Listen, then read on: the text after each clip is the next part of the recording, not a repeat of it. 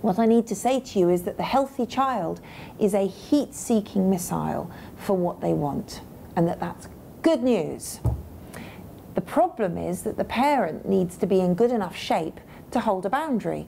So healthy parenting, if you like, is the child saying, push, push, push, I want, and the parent being able to be in good enough shape to accommodate that, not to be pushed along and not to shame, because that's what happens. If the parent isn't in good shape and the child says, I want, I want, I want, the parent is likely to say, for God's sake, can't you see I've got enough on my plate already? And the child, boom, goes into shame.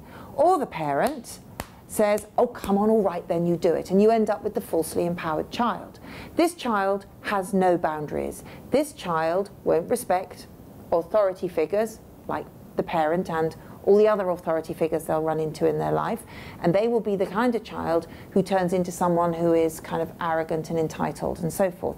This child will be an experience of shame and won't want to express their needs, won't want to push up against the parent body and read parent body as other authority figures and things in their lives.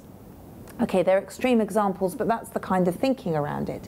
So the work that needs to be done is to encourage the child to ask, to push, but the parent to be in charge.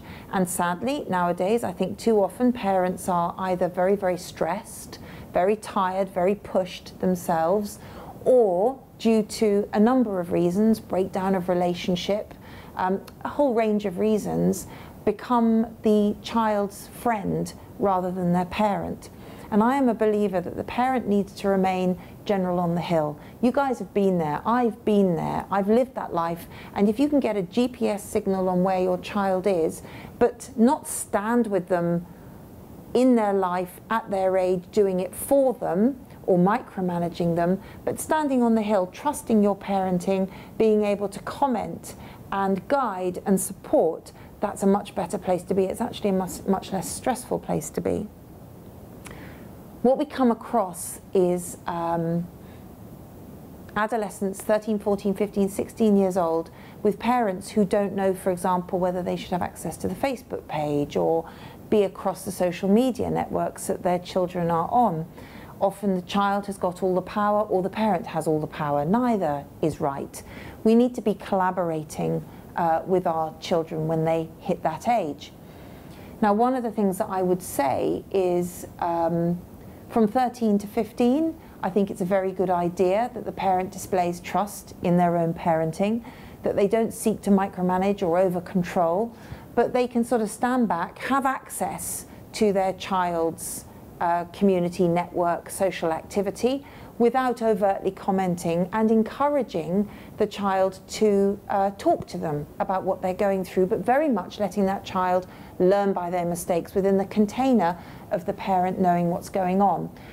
It's very important that the parent stays in really good shape themselves, so sleeps well, eats well, and has kind of self-respect, dignity, self-esteem, is in good shape themselves, because in the teen years, they're going to kick, they're going to push, they're going to beat their wings against the nest. And if you react to them, you're going to end up feeling bad. So shouting at the child, reacting to the child, giving the child so much power. So in the same way as I said earlier, either shaming them or falsely empowering them.